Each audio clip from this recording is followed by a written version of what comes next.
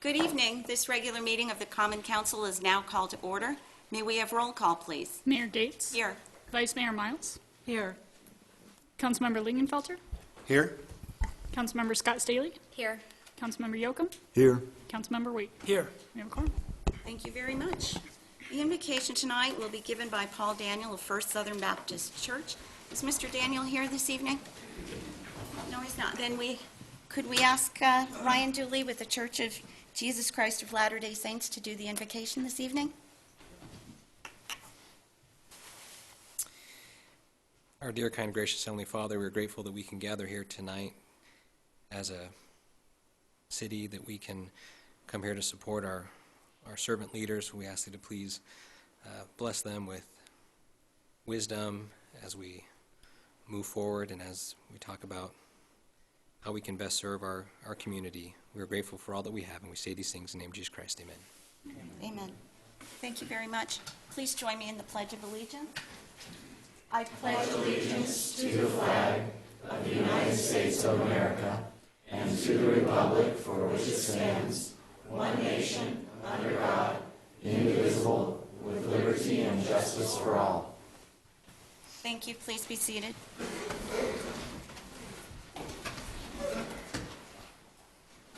The council may go into executive session for legal counsel in accordance with ARS 38-431-03A to discuss any agenda item. The following items may be discussed, considered, and decisions made relating thereto. Number one, first item this evening is approval of minutes for the regular meeting minutes of February 21st, 2017. Everyone's had the opportunity to review any changes, corrections, or additions. Hearing none, I'll entertain a motion to approve. So moved. Second. Any discussion? Seeing none, all in favor? Aye. None opposed, same sign. Our second item of business this evening was a presentation for a service plaque for former Vice Mayor Carol Young. Unfortunately, she had a scheduling conflict, and we will have to, she's such a busy lady, even after she left the city, she still has numerous obligations throughout the community. So we'll make sure that we get this plaque to her at a later city council meeting. Can I just move that we postpone that to 2 weeks from today so that it can be done publicly? Oh, absolutely. That was Propose. absolutely great idea. Thank you so much. Okay, item 3, call to the public, comments from the public. Those wishing to address the council should fill out request forms in advance. Action taken as a result of public comments will be limited to directing staff to study the matter or rescheduling the matter for consideration and decision at a later time. Comments from the public will be restricted to items not on the agenda and with the exception of those on the consent agenda. There will be no comments allowed that advertise for a particular person or group. Comments should be limited to no longer than 3 minutes. We do have someone signed up to speak on call to the public. Harley Pettit.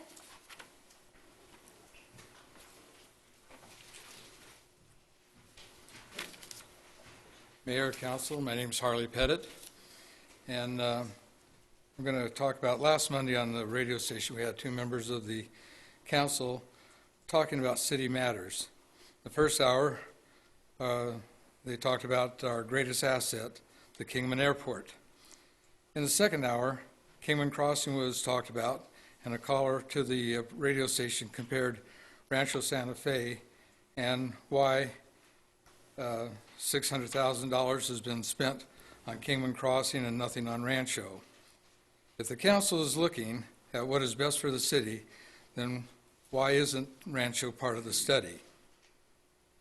In the workshop, KRMC said they have no 5-year plan on the north side.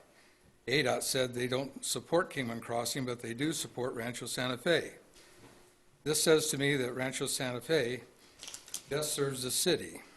It also provides a set cost with ADOT without cost overruns that an IGA would present.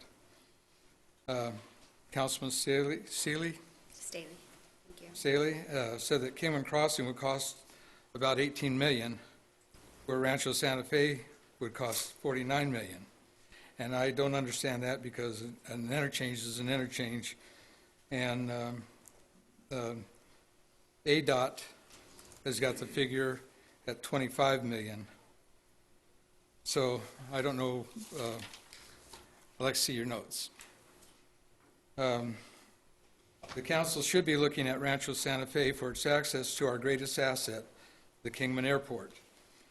The study at Kingman Crossing is speculative, and the airport is real. Thank you. Thank you very much. Does anyone else in the audience wish to address the council at this time? Thank you. Is that for a general? No, that's on an agenda item. Okay. That's later. We're good. Okay. Thank you. Moving on to the consent agenda. All matters listed here are considered to be routine by the City Council and will be enacted by one motion. There will be no separate discussion of these items. If discussion is desired, that item will be removed from the consent agenda and will be considered separately. Any council member desire to have anything removed from the consent agenda this evening? Okay, seeing none, I'll entertain a motion to approve the Move. consent agenda as presented. Move to approve. Second. As presented. Thank you. Seeing no discussion, all in favor? Aye. Aye. None opposed. Thank you. Moving on to old business. Item number 5A, KAA lease.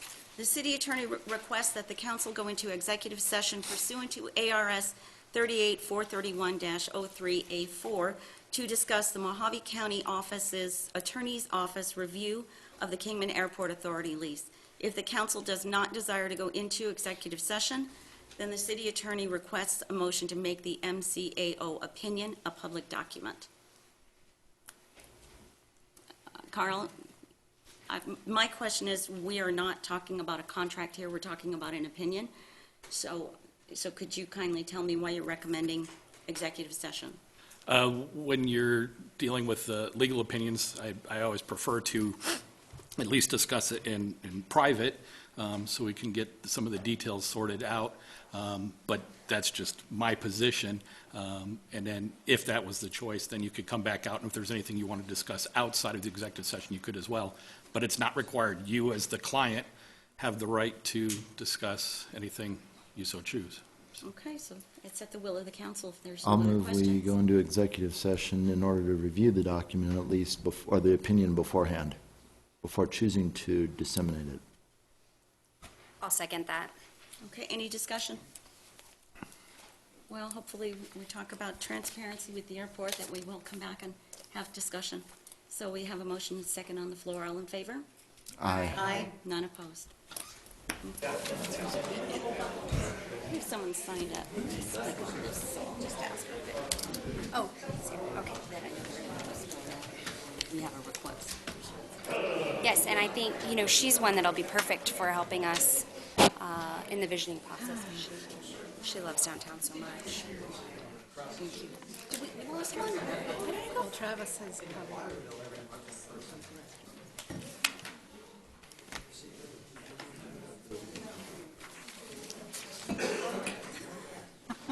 I don't know, we lost one. Every time we leave the room, we lose somebody. Put bells on. Oh, I'm sure he'll be right back. So we'll go ahead and reconvene the meeting. Carl, you want to make a comment on what we discussed, please? Sure. The council has decided to release the legal opinion issued by the Mojave County Attorney's Office, and I'd like to offer my sincere thanks to both Matt Smith and Lenore Knutson to do this. It definitely is helpful to work through some of these issues. The opinion basically focuses on the ability for the city to terminate the agreement based on a couple clauses that are in the agreement. The first one is regarding the repairs that would be maintained out at the airport, and the clause just really talks about operating the airport and air terminal in good condition.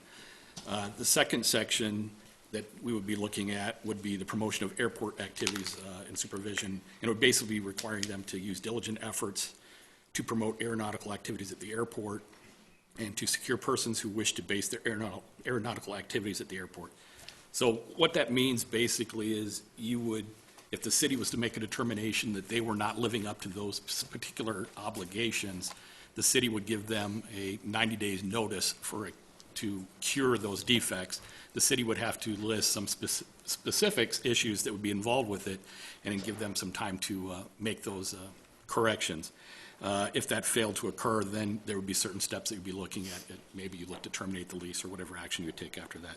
But that's a very brief summation of what's involved with this agreement. Like I say, the council's released it, so if anybody wants it, the clerk will have a copy. Thank you very much. Any questions of staff? Once again, I'd also like to thank the county attorney's office for their assistance in this matter. Thank you. And tomorrow, like I said, we will identify a date, or send out at least requests for date for the joint meeting with the Airport Authority Board and the City Council, moving forward with dialogue and hopefully start seeing some positive changes in the very near future. So thank you all.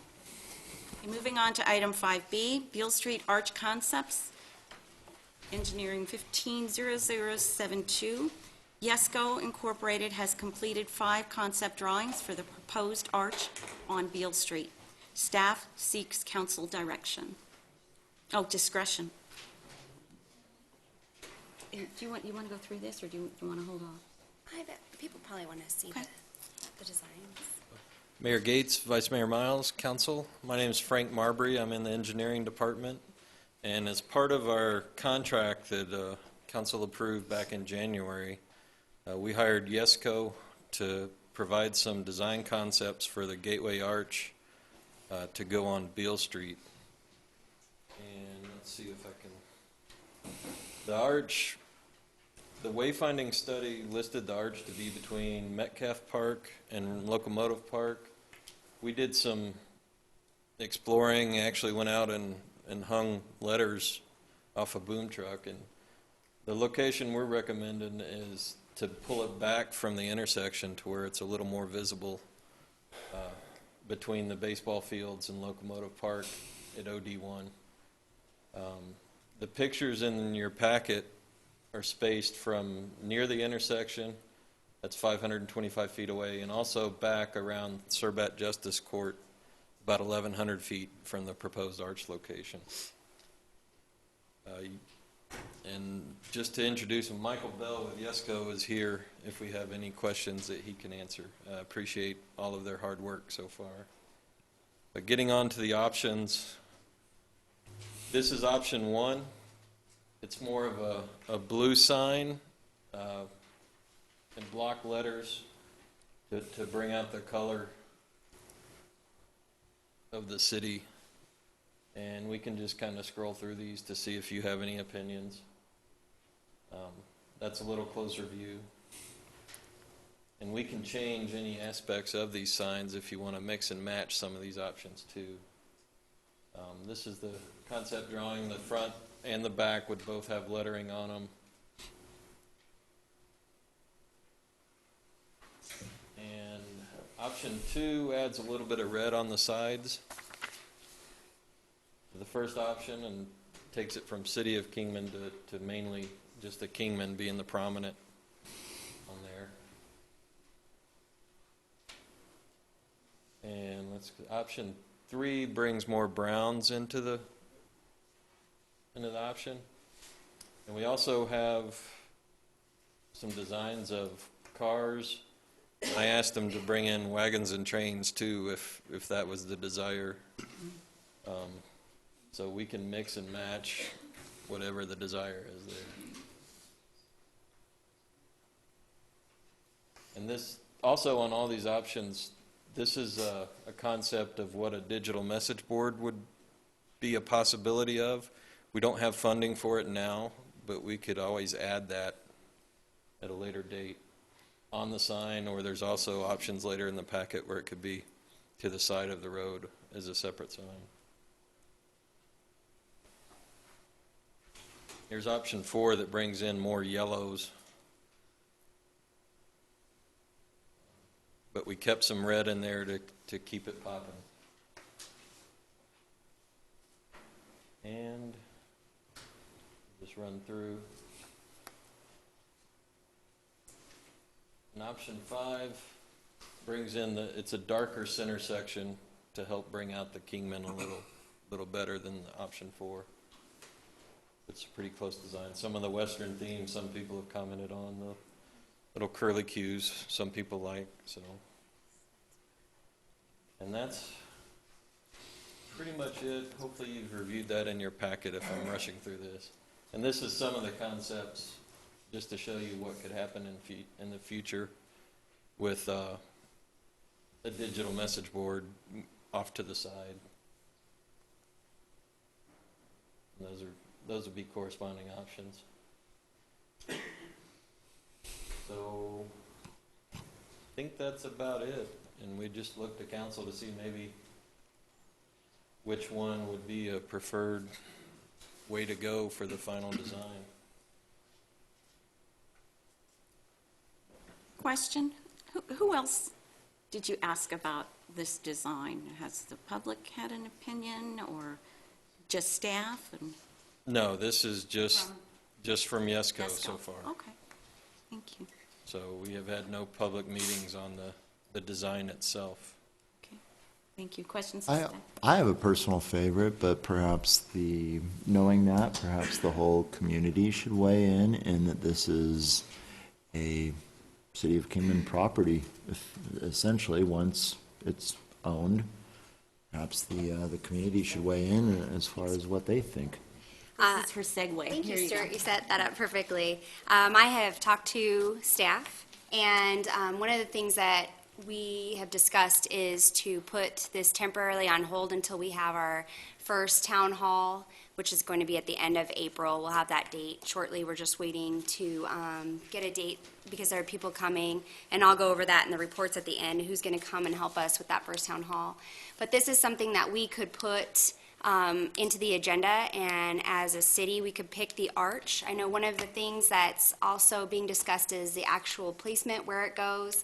One of the things that keeps coming up is that there are Route 66 symbols on the arch, but it's on Beale Street, and that might be confusing to tourists. It might lead them to believe that they're on Route 66, but they're really not. So these are all things that, as a community, we'd like to come together and discuss and really work out. So I'm recommending that we just put this on hold a little bit longer, and then as we really get a vision together for what we want downtown to look like as a whole city, then we can move forward with the arch and the designs. Rich's 66 presentation on the sign was one of my concerns as well. Okay, yeah. I just, Absolutely, and then we have someone that wants to speak on it. oh, okay. I just wanted to thank Yesco, because Yes. these designs are very innovative, and the monument sign, separate from the arch itself, gives us some options that I don't think I had thought about anyway. But they are creative, and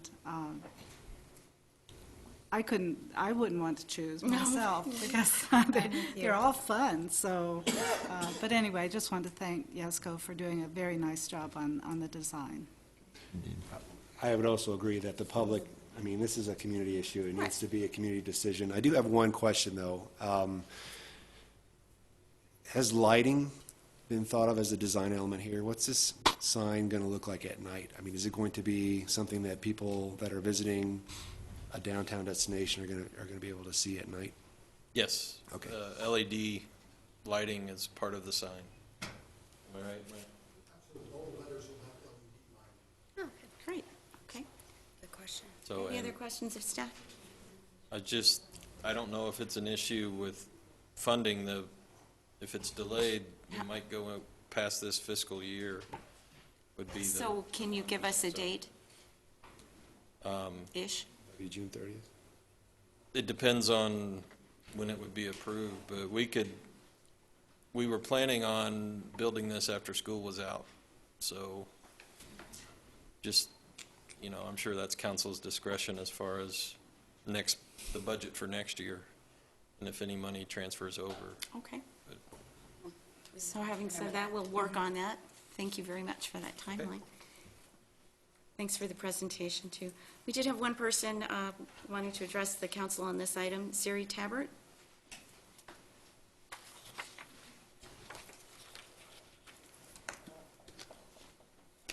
Evening, Mayor, members of the council. My name is Siri Tabbert. I'm a Kingman resident, And I also had the privilege of participating on the committee that entered the America's Best Communities contest. I noticed in the recent press releases about the arch, that's one factor that's been kind of missing since the America's Best Communities Committee provided the seed money for the Welcome Arch. And everybody pretty much covered my concerns, but I just wanted to let you know that the committee did work on concepts, ideas, what to do, not to do for the arch probably over a 6-month period or more. And so we did interviews and did some research on that, and I feel that the placement reflects some of the work that was done. I know he said he went and hung letters. We went out, we actually had an architectural artist he happened to be an artist resident at the Art Hub at the time, and he was from South Korea. And when we got the idea narrowed down, we went and told him and say, you know the perspective, you know the dimensions, show us where it looks good. So it just happens to be the same thing they came up with. The concerns over the Route 66 shield were the same because tourists will come in, maybe follow that thinking it's Route 66 and basically kind of dead end. So, we don't want people getting misconceptions there. The other thing I wanted to mention is more on a personal note, and that is when you kind of narrow in the roadway because the arch is actually going to be inside what is now the present roadway, and introduce parking. I, as a cyclist, would like to see some way that when there aren't people parked there, I'm not jettisoned out into traffic going around that bump. So since the engineer's here tonight, I thought I would just go ahead and get that in as well. Good luck. I'll be at the town hall if you have any questions. Okay, thank you very much. Thank you. Appreciate it. Anyone else wish to address the council on this item? None, I'll entertain a motion. Councilmember Staley? I move that we table this until after the town hall that will be at the end of April. Second. Any discussion? Let's just remember the timeline for funding, okay? Okay, no other discussion, all in favor? Aye. Any opposed, same sign? Thank you very much. Okay, moving on to new business, item 6A, adopt a notice to hold a public hearing to remove the December 31st, 2017 sunset date on the 0.50% TPT increase. In October 2015, Council adopted Ordinance 1799, which extended the sunset date on the 0.50 TPT increase from June 30th to 16 to December 31st, 2017. An alternate funding source has yet to be identified, and until such time it is identified, the TPT funding source is needed to provide necessary programs and services to the community. Removing rather than extending the sunset date merely eliminates the need for council to revisit the increase periodically. Council has authority to make changes to the overall TPT rates at their discretion at any time. Staff recommends council adopt a notice to hold a public hearing to remove the sunset date on the increase. Good evening, Mayor and council members. Well, tonight's agenda item is to determine whether we will hold a public hearing to remove or extend the sunset date of December 31st, 2017 on that 0.5% TPT increase, or to let that sunset date expire. So before we make any decisions, I did want to provide you with some information relating to that 0.5% TPT and some history on it and fiscal impact, etc. So when we look at just a very high level, big picture of our general fund sources and uses, you will see that 54% of our general fund sources come from our 2.5% TPT. When we look at our uses, $26.9 million is used to fund our operating budgets. 60% of those operating budgets are our public safety departments. So when we look at that 60%, which is $16 million, and we look at that TPT that we've budgeted at $14.4 million, the TPT that we received doesn't quite cover the budget of police and fire department's budgets. So the history behind the 0.5% TPT increase implementation, it went into effect originally in July of 2013. You'll see that at the chart at the bottom, I've picked two particular years to compare to, and that's fiscal year '07 and fiscal year '13. I chose fiscal year '07 because that's the year before the economy came to a screeching halt, and I picked fiscal year '13 because that's the year before the 0.5% TPT was implemented. So when we look at that, we'll see that there is a difference just in those 2 years, comparing of $4.5 million in those revenues, almost $3 million in TPT. State shared revenues were down, 50% less building permit fees. We had eliminated the impact fees at that time, and our interest earnings were down as well. We also had depleted the general fund balance by $1.2 million during that time frame. So because of all of those declines in revenues, we of course had to have budget cuts. So when you see that we had, at the bottom, I put a chart of the full-time employees compared to fiscal year '07 to fiscal year '13. We have reduced our positions by 45. 30 and a quarter of those positions were eliminated from the general fund.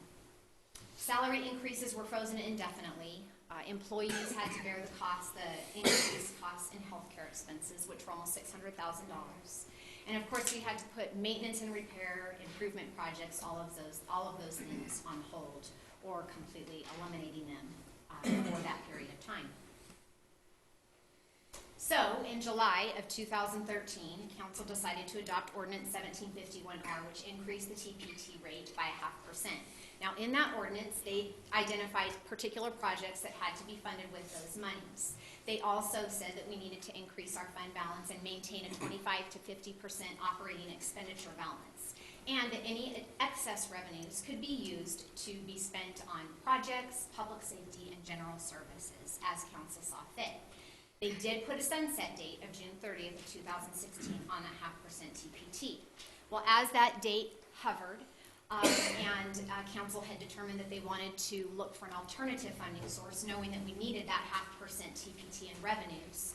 As that date hovered, they had decided that, well, we have not identified an alternative funding source yet, and we needed more time, and we would pursue possibly a primary property tax. So we need to extend that again to December 31st of 2017, which is why we're here this evening, and that is when Ordinance 1799R was adopted. So one of the big questions is, how has that TPT been used? Well, it was used to fund specific projects which are identified in the Technology, Streets, Equipment, and Programs column. We also have funded abatements, Veterans Court. We added an employee for Veterans Court. We are in the middle of a software conversion.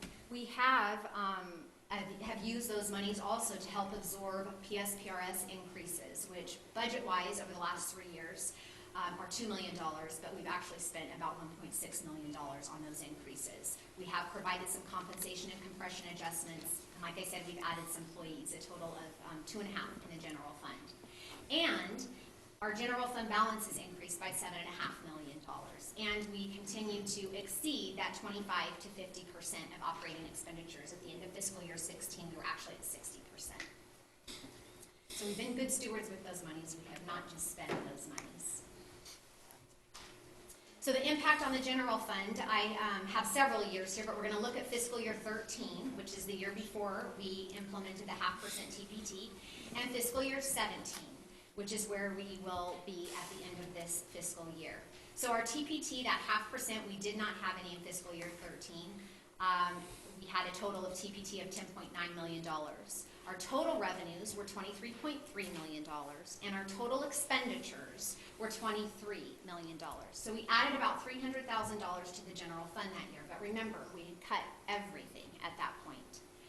So fast forward to fiscal year 17, and you'll see that that 0.5% TPT is expected conservatively to bring in about $3.1 million. Our total revenues have increased by over $4 million to $27.8 million, and our expenditures have also increased to $26.9 million.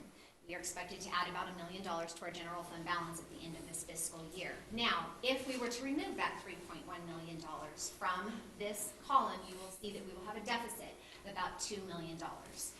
So we would have to make about 7%, a 7% reduction in our budget if we were to let that sunset expire. So how is removing the sunset date completely going to help us going forward? Well, it's going to help us absorb the annual PSPRS and ASRS retirement contribution increases. In the chart below, you're going to see that from fiscal year 14 to what the rates are projected to be in fiscal year 18, and these are in dollars, how much those have increased our budget expenditures. So about $1.7 million total between the fire and police departments rates in 14, and in 18 they're expected to reach almost $3 million. So it will help us with those. It will help us continue to fund the public safety vehicle replacement program, allow for technology enhancements to continue to be implemented, continue to meet that fund balance policy of 25 to 50% of operating expenditures, fund future capital improvement projects that we know are coming through the pipeline or that might be coming through the pipeline, allow funding for new programs, and fund a compensation plan long-term and allow for the final phase of compression in fiscal year 18 to be completed. So it's important that when we look at our TPT rates that we look not only at just the city of Kingman, but we compare ourselves to the other cities in Arizona. So, in Arizona, there are 91 incorporated cities and towns. 57 of them provide both police and fire services, which we know are an expensive part of the general fund's budget. 43 of those 57 collect a primary property tax. 2 of them that do not collect a primary property tax do collect a secondary property tax. So they have some sort of bond issue out there where they're funding some sort of project. That leaves 12 cities and towns who provide police and fire services but don't collect any type of property tax. So in your packets, I provided you with all 91 cities and towns data.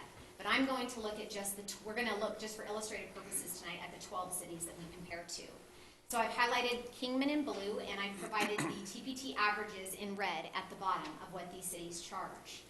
So the overall TPT rate average is 2.875%. We charge 2.5%. You'll see our additional room TPT rate and our additional restaurant and bar TPT rate are larger than what the averages are.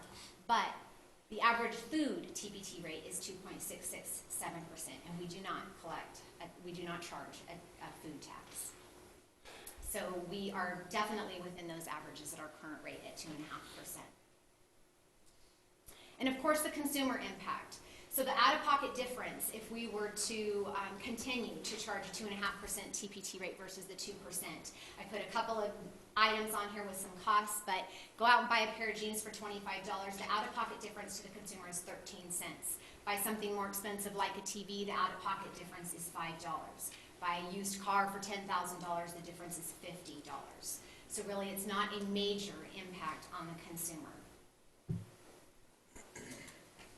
So staff's recommended next steps are to adopt a notice to hold a public hearing to either remove or extend the TPT, the sunset date on the 0.5% TPT.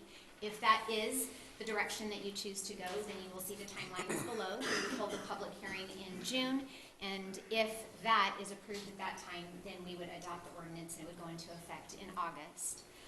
Otherwise, we can not approve the sunset date and allow it to expire, and we would have to implement some budget cuts, or even come up with a different option altogether.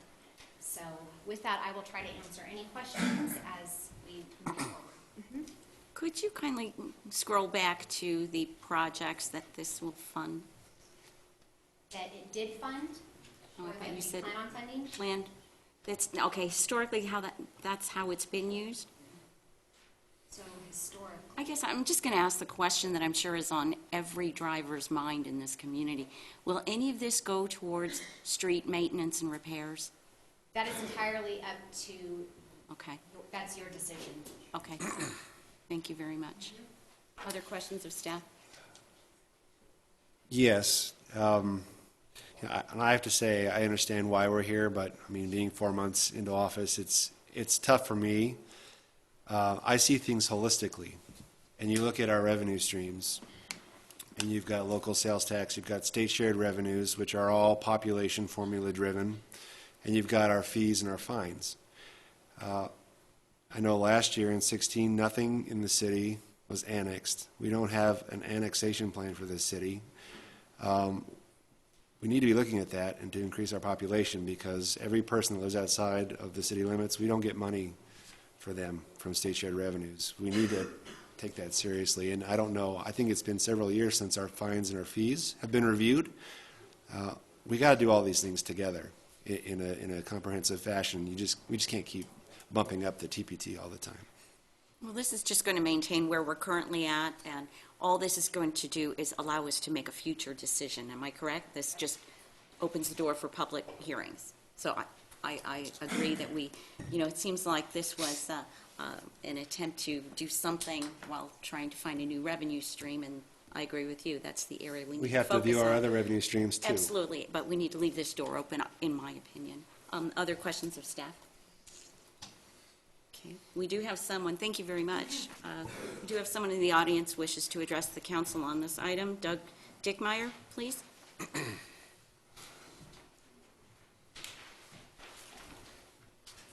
Good evening, Mayor and Council. My name is Doug Dickmeyer. I'm a resident of Kingman. Let me start by saying I believe the city's current sales tax rate of 2.5% or 2.5% should be made permanent. In fact, if needed, could be increased. Since this tax increase went into effect 3.5 to 4 years ago, this might be a good time to get an update from the Finance Department to ensure that the current rate will remain a positive funding source for the next 4 to 5 years. The public hearing should be held to determine what the rate should be. What I disagree with is removing the sunset date or extending the sunset date on current legislation. In 2013, the council passed Ordinance 1751 to increase the sales tax by 0.5% with the promise of a sunset date. On June 30th, in October 2015, the council voted to extend the sunset date till December 31st, 2017. This council should honor the promise to the citizens to sunset the temporary 0.5% of sales tax on December 31st, 2017, and then hold a public hearing to determine a new sales tax rate. The new rate could go into effect on December 31st, 2017, the same day the temporary sales tax expires. We may end up with the same rate, but the council will have honored its promise to sunset the temporary tax increase. Doing the right thing is always right. Which headline would you prefer to see in tomorrow's paper? The City Council refers to uphold its promise to sunset temporary sales tax increase and makes higher tax permanent. Or the City Council votes to let the temporary 0.5% sales tax sunset on December 31st, 2017, and plans to hold public hearings to determine the best sales tax rate for the City of Kingman. I think we should just figure out if this is enough. We don't want to come back in a year or two and decide we need more, so I think there should be, you should let it sunset, and it doesn't sunset until December 31st, 2017, so we have plenty of time to get a new tax rate and have it come into effect the same day that this one expires. Now, if 2.5% is plenty, that's fine. If we need 2.75, then we'll have to do it. But, we need to get a handle on this so we're not doing it every 3 years and updating it. So thank you very much. Thank you. Anyone else wish to address the council on this item? Okay, seeing no one, will close the public hearing, and I'll entertain a motion. Crickets chirping, nobody wants Yeah, to do I'm it. absorbing, actually, the previous suggestion Right. From Mr. Dickmeyer. I hadn't really thought about that. It's true that there has been no alternative revenue found, and I have been thinking about how do we get funding for the potholes and get a dedicated stream for street maintenance. And that might offer an opportunity to do that. I think, given that the community has, at least historically, not been wanting to look at another type of revenue source, this may be the only knob we can turn right now. So I'm rather inclined to consider that option, because I do notice that these other cities that have comparable services and no property taxes and no fire districts, I guess, the average is above 2.5%. So if there might be merit in having public hearings and considering a tax perhaps greater than 2.5 with a dedicated stream toward infrastructure maintenance. It's just my thought. You know, I would tend to agree with you. Anything like that, I would love to see backed by a very specific plan. Absolutely. Of the roadways that we would be wanting to tackle. And the reason, you know, I would support that, it would be a dedicated revenue source. And because we haven't, the city has not done a good job with annexation of other things, our roadways are used not by just city residents, but also by travelers that are coming through town, by people in Golden Valley, by people in other communities. But we're not getting any revenue for them besides sales tax if they come into the Kingman to use services. So I would want to explore that. So So really maybe all the we're doing motion, is, yeah, the opening motion door. would be to let the stated one expire, but hold public hearings on what the appropriate sales tax revenue should be, and have it in place by the end of the year. Is that Is that doable? the way to do it?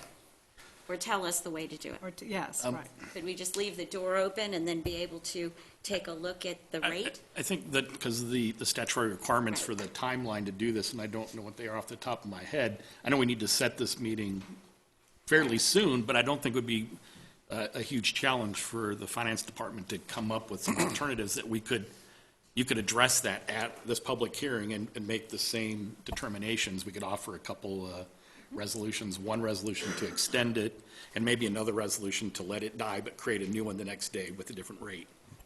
So- Okay. So I think we know. Are we saying So the that- same thing two different ways, though?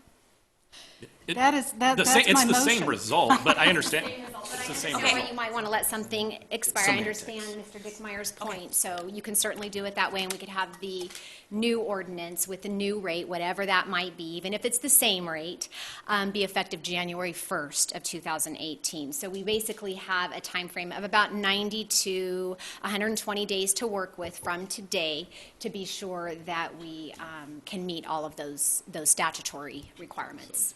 So Okay. there would be ample time, for certain. I've got a question. In that, is there enough time to, I mean, would we say that anything above 2.5% would be allocated or dedicated to transportation? we can. And would that be enough time to put a plan together? I would think so. And I guess I would just toss one more thing that John did remind me, there's a bill working its way through the House that may challenge some of this, so if we let it expire, we may have some issues of bringing it back, so it still might be better to just address it, not, you can adjust it. Mr. Cooper, is it possible to say that we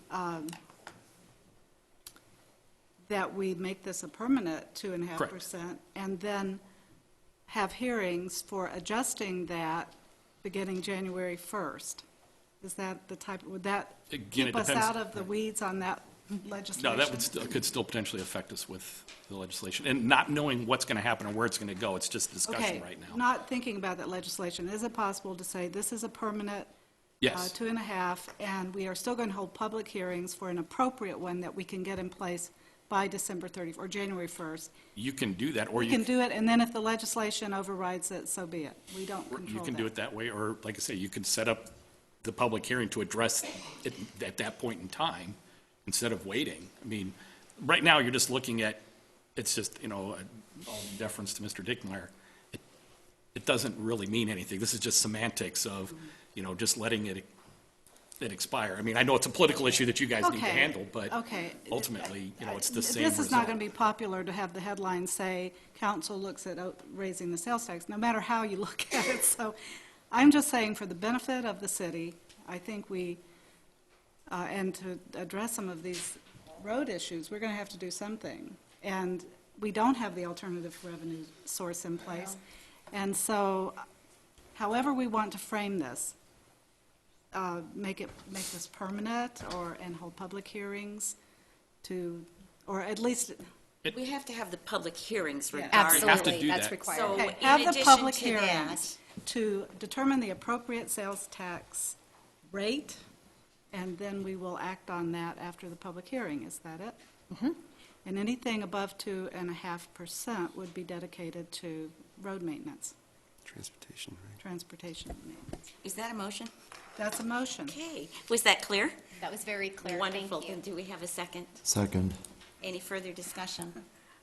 I'll be right back. Seeing none, all in favor? Aye. Aye. Any opposed, same sign? Thank you very much. Thank you very much.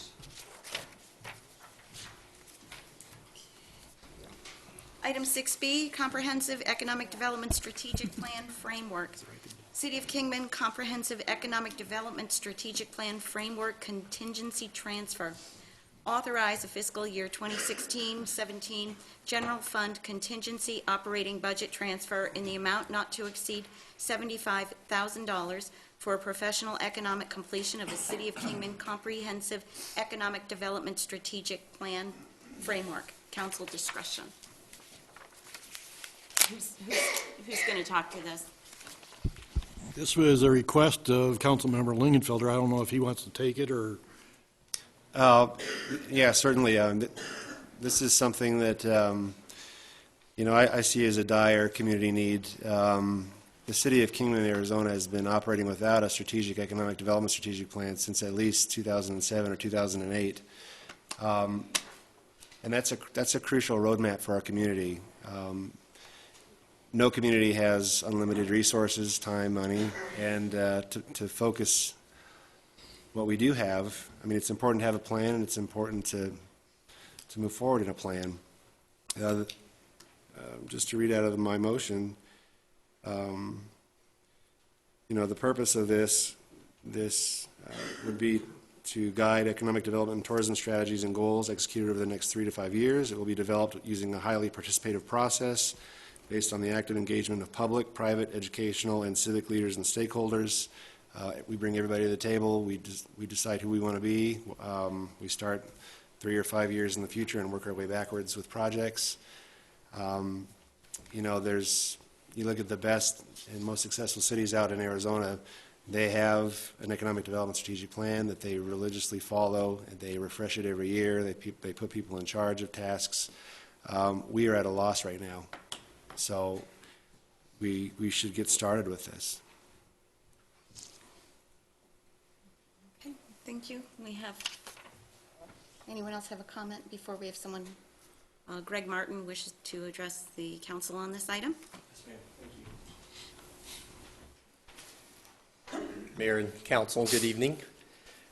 My name is Greg Martin. I'm the president and CEO of the Kingman Area Chamber of Commerce. I guess I just wanted to make a few remarks. The Chamber of Commerce Board, in committee meetings of the Chamber, as well as in conversations with many of the 400-plus members of the Chamber, there's a lot that I continue to hear about the economic development movement and plans that we have underway. And there certainly is an excitement and a desire for economic development in the community. And I just want to say again and keep reminding you that I hear that every single day, every single conversation. There are 4 things I'd like to point out if I could. The first is that there's a real appreciation that council and staff is actively working on the issues of economic development and tourism.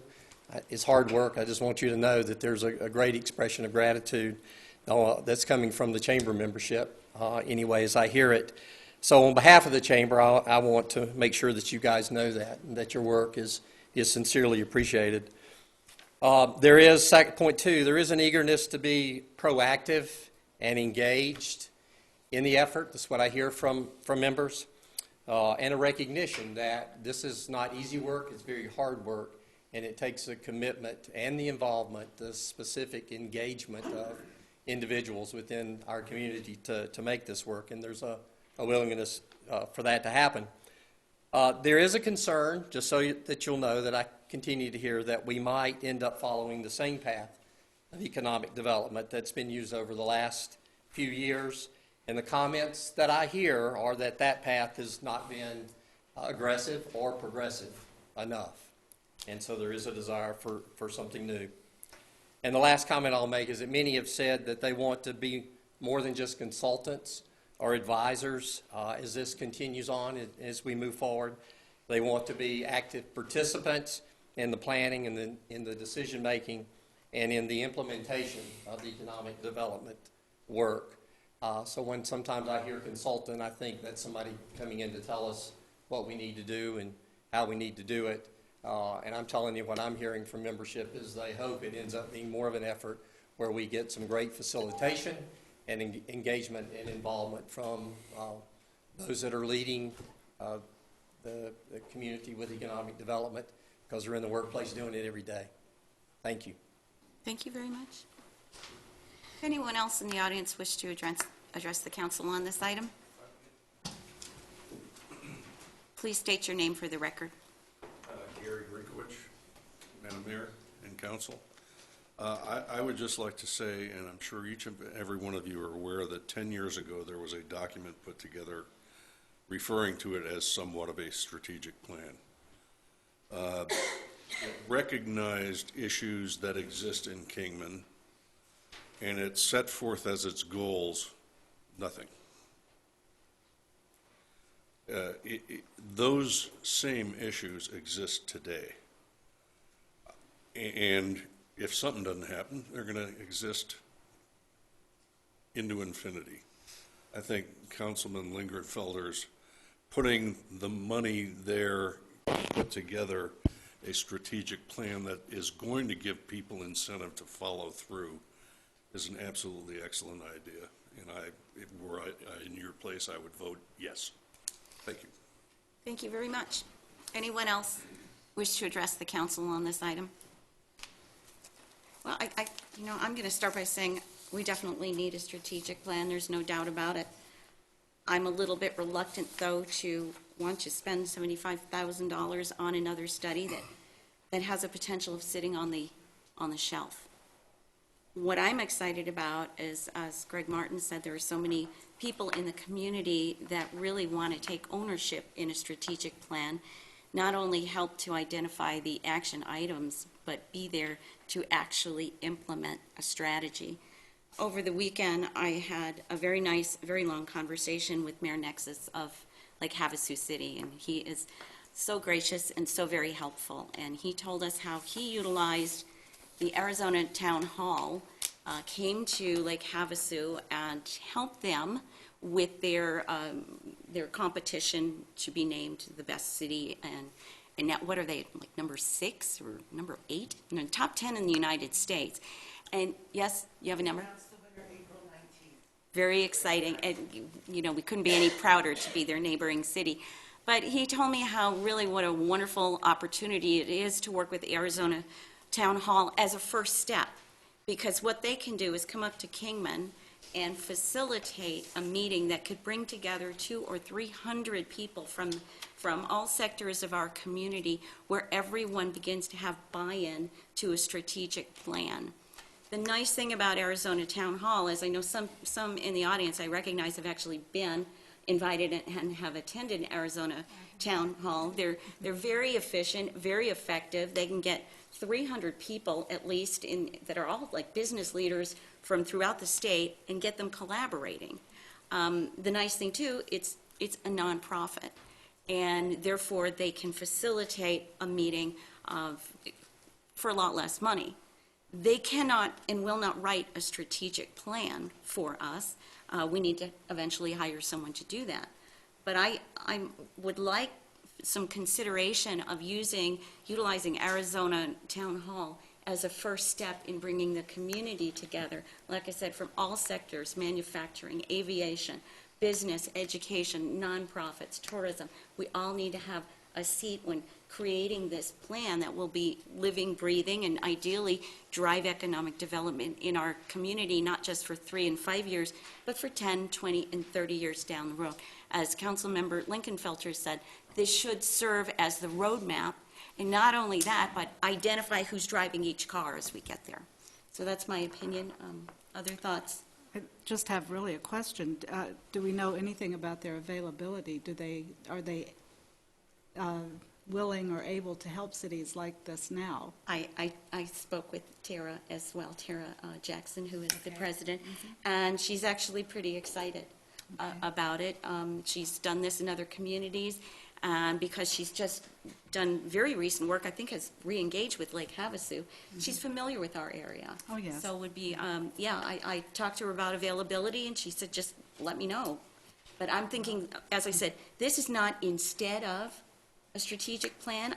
I'm hoping this could be identified as a very good first step in bringing the community together, not making this just a staff issue, but the community being involved. My experience with the Arizona Town Hall, and I've attended 2 of them, and they're usually several days long, and at the end of this, there are a lot of facilitated discussions and breakout groups, but at the end, there is a written document that summarizes the topics that were identified going into the town hall. So that does have an appeal to get a document that would give a basis, at least a supporting source document for adding to a strategic plan. Now, I understand the timing is the issue, but also the money is an issue. So the more documents we're getting, if we get a town hall, we have the retail analysis, various things going on that we could pull together and support anyone who is actually going to produce a strategic plan. So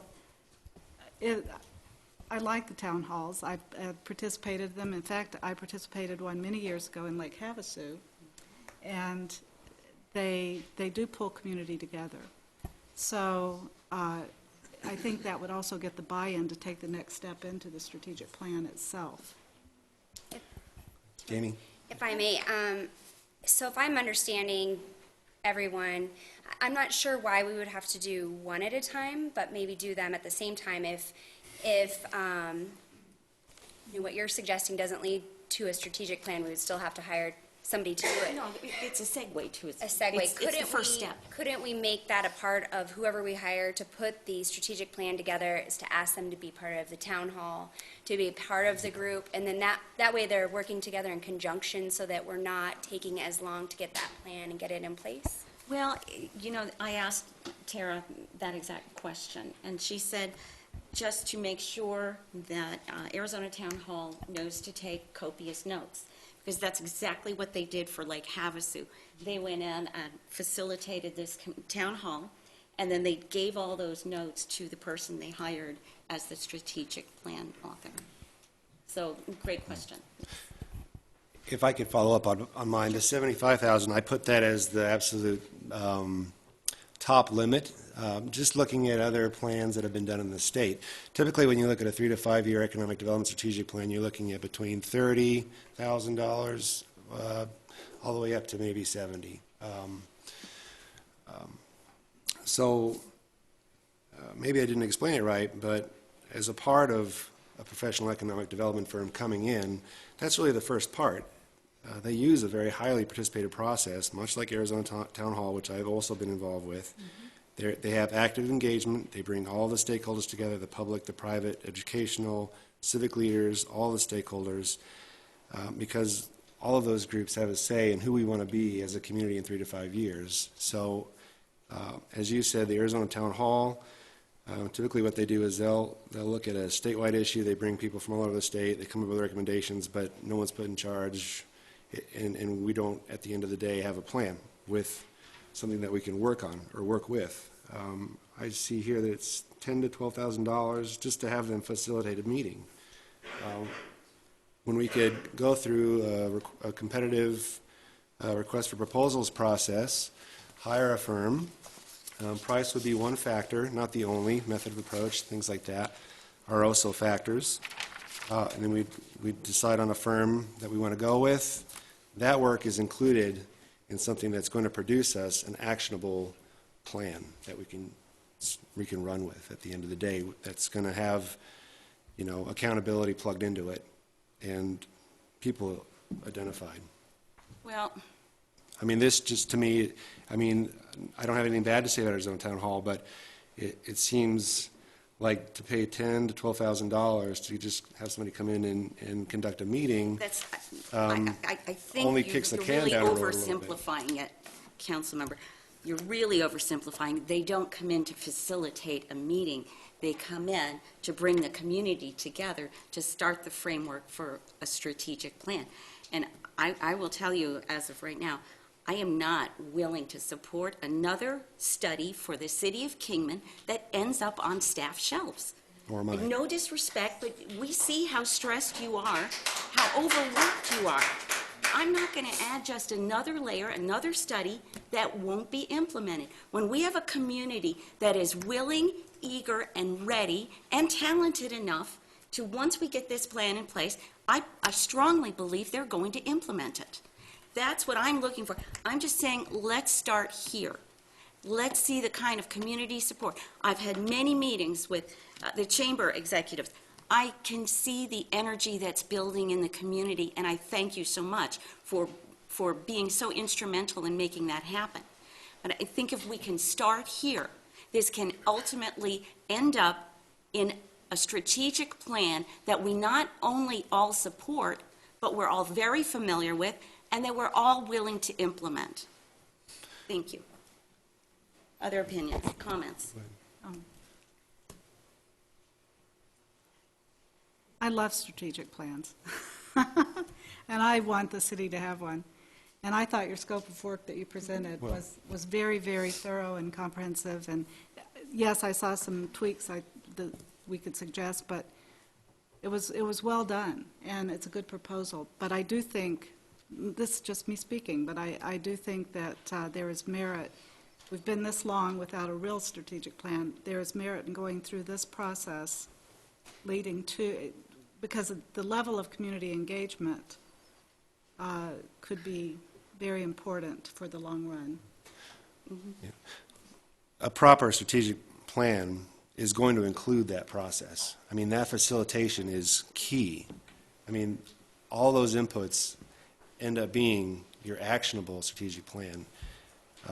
So to say that to move forward with a professional economic development firm to create a plan, which first starts with active engagement, highly participative process, everybody in town is going to be included in that process. To say that just to go, I mean, that if we don't go to Arizona Town Hall, that they would not be included, it's not true. It's a huge part of it. I agree. That's why I say your scope of work included a lot of community involvement, and I think that is necessary. It's the funding right now, I think, that is with everything else that the city is looking at, it is hard to Sure. put that much money into it. Yeah, well, again, I wouldn't foresee the city of Kingman spending $70,000 to $75,000. I came across one plan that did cost that much, but all the others that I've been familiar with have cost around $30,000 to $35,000. So, just speaking for me personally, I feel that if we were to just go for a facilitated meeting for $10,000 to $12,000 and then have to hire another firm to create an actual strategic plan, we may end up, as a city, paying more than we would just going for the most direct route to the end result, which we all want. Well, the most direct route, though, is going for a real strategic plan, is having it implemented. That is the most important thing. I don't care how much money we spend. It's wasted money if it's not implemented. And you look back historically, all the efforts that the city of Kingman has done has started and then stalled without assigning ownership to the community, without having a community that says, what do we want our town to look like? What's it going to take to make it happen? And we're willing to do that work. I'm again just asking that this is, to consider this as the appropriate starting point. Moving forward, we'll get buy-in from the community. We'll be able to provide the strategic planner with more information this way. I so want our community to be able to say, this is what we want for our community. I don't want someone coming in and saying, this is what you should do. Our plans in the past have sat on a shelf because we never had community buy-in. I've never, again, I'll reiterate one more time, never seen this kind of enthusiasm and excitement by not just the business community, but the residents and all sectors of the community said, finally, we can come together and agree on a plan. And I will vouch for Arizona Town Hall, as does the mayor of Lake Havasu City, and they've got a bigger budget than we do, and yet they chose this route, not necessarily just because of the money, but because they know it works. It works very well, not just for their community. They do this in many other communities throughout the state of Arizona, throughout the United States, and they're actually branching out and doing this internationally. And again, because they're nonprofit, we're getting the same work product. We're just paying less because this is an organization dedicated to making Arizona cities and towns great. Do we have any other comments from the council, or do we have anything from staff? I have some questions, Right. if you don't mind. I heard some numbers thrown out, and I just wanted to clarify. When we invite, if we decide to go the route and invite Arizona Town and Hall, Travis mentioned that it would be between $10,000 and $12,000 for them to facilitate a town meeting to include all the individuals, correct?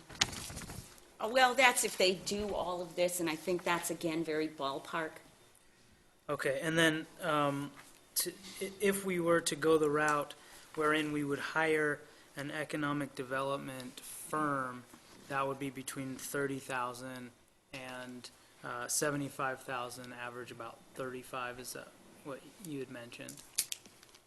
And is there a third option to possibly? I mean, Mayor Gates, you mentioned that Arizona Town and Hall would make concerted efforts to, document their notes well, so that they can provide it to us in the event that we do something with it. Well, so just so you know, their staff are lawyers, so I know you guys take pretty good notes.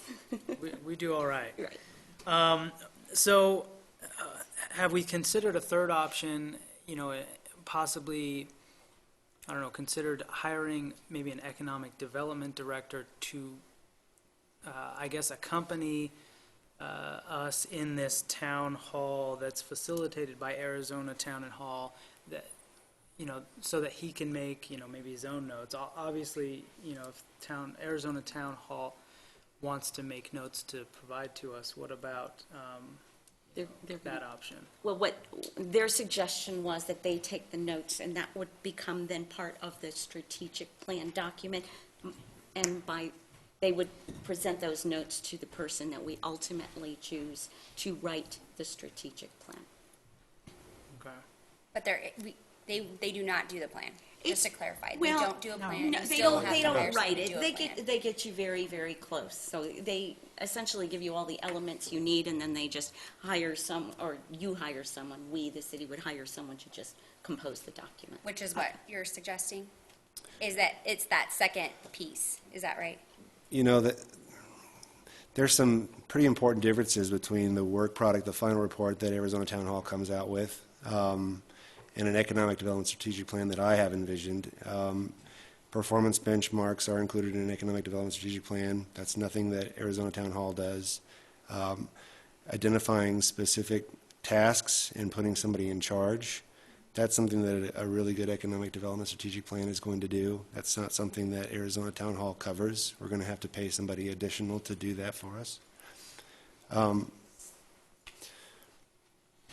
Arizona Town Hall, they are sort of a think tank, and typically what they do is they take on one issue a year, and they bring people from all over to meet for like 3 days, and then they come out with just sort of the brainstorming session.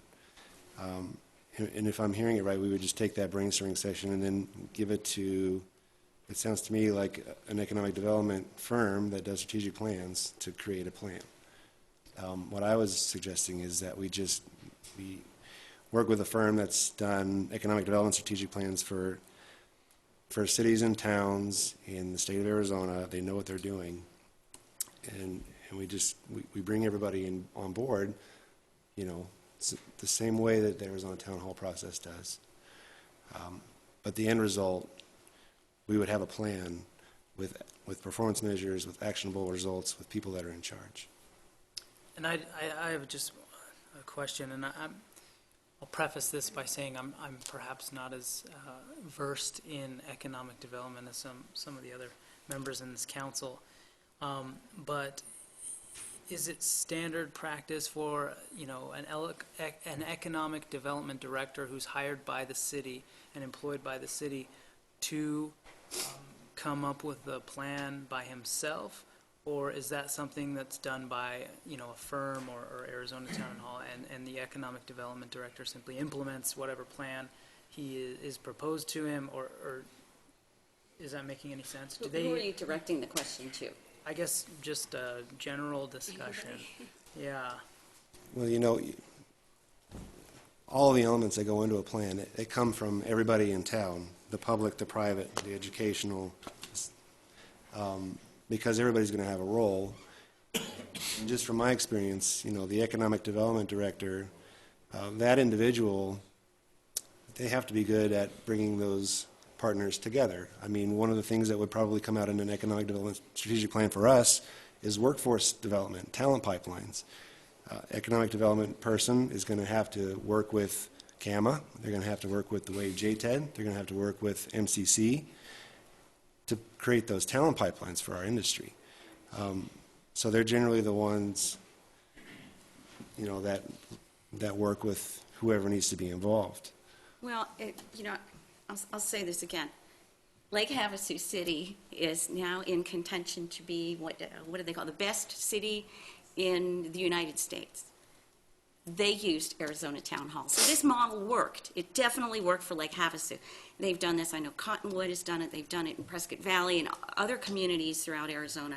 This has been successful. Is this the final piece? No. But this, in my opinion, is the best way to engage the community in supporting a plan, giving everyone very clear direction in where we're going. We're going to get together and create that direction, identifying the steps that it's going to take to get there, and assign those tasks. I generally won't participate in your discussions, but in this particular case, I would agree with Councilmember Waite. The first thing we need to do, or this council needs to do, is decide whether this person's going to be, the economic development department is going to be internal to the city or a contractual. And in that case, if they're contractual, it's pretty well dictated in the contract that they're going to be the ones doing this stuff. We don't need an outside consultant to tell us who's going to be doing what. It's going to be the economic development department. If it's internal, again, you don't need somebody to tell you who's going to be doing it, because that falls on me. Ultimately, everything in the city falls on me, and I dish it to the staff members. So, my opinion, which is 2 cents, the place to start is the town hall, and then decide, and that gives us time, you guys to not me, you guys to decide whether it's going to be internal or external. And when you go to the next step, that person, that company or whoever will know what kind of structure we're looking at, rather than, right now we got 2 different ones and they work totally differently. Well, and we all want the same thing. It's just all about different approaches. But thank you for summing that up. I think you did a really great job. Yes, go ahead. Mr. Doherty, I keep hearing that we have plans and we've never followed them and never followed through, they sat on the shelf. Do you think that that is because we don't have a designated economic development person to carry out that plan and to be responsible for what it holds and to keep moving it forward? Frankly, thank you to Councilmember Lingenfelder, because I knew there was a plan, I just had never seen it. I think most of that plan was never implemented because the money runs out before we ever get to that point. And that's part of, if we have the plan, all these plans, council needs to be very familiar with them, and then when we get into budget priorities, it's which one of these plans are we going to implement, and how soon, how quickly, what the priorities are going to be of the council and the community. Well, and I think you said it very well, the community. It's so important that we have community buy-in because our vision for the community is going to be reflected in the budget. So that strategic plan getting in place, when we find out the priorities of the community, it's much easier to start looking at funding sources when we've identified what's our priorities for residents of the Kingman community. So thank you for summing that up.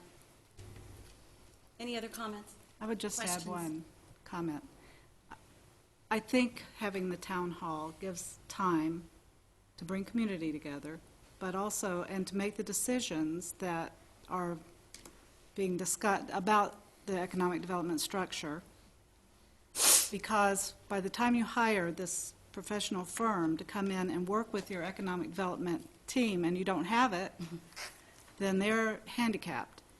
And the other piece of this is that we also need to resolve issues, city issues, that we've discussed earlier tonight with the city and Kingman Airport Authority, and get some of these things put to bed so that whoever comes in here has the best chance of working with viable teams that are known and established and get the best outcome for the long-term outcome for the city. And because of those really tangible issues, I really think that having a little time, but moving forward with the town hall is a good thing. Thank you. You know, this information about this group was new to us tonight. Yes, And I because almost- it's new. It was new to me as of Friday. I almost wonder if this is something that we might table, just so that, do you think they would do a presentation to the council so we could all get more information? I mean, you've had time to speak to them, but Yeah, we have well, not. Mayor Nexus actually offered to, come up and do a presentation. Would the actual town hall people come? I'm certain we could put in an inquiry. You want to speak with them at the next council meeting? I mean, I'd rather speak to them than. Okay. But I would like to hear their experience. I think Havasu's done a lot of things right. Yeah, the mayor said And- he would definitely come.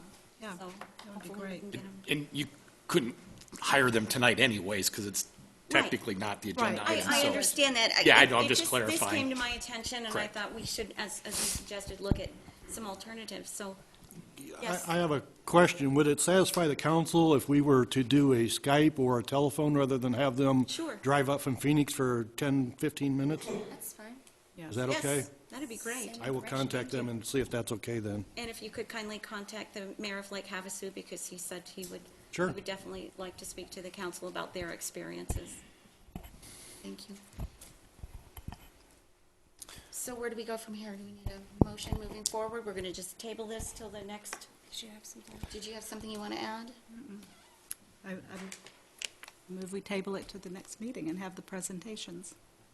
Okay. Do we have a second? I'll second that. Okay, we have a motion and a second. Is there further discussion? Do you have something you wish to say? We're good? All I would say is that the process that Arizona Town Hall would use and the process that an economic development firm would use, the first part of that would essentially mirror each other with the same people involved. Okay. And I do want to comment.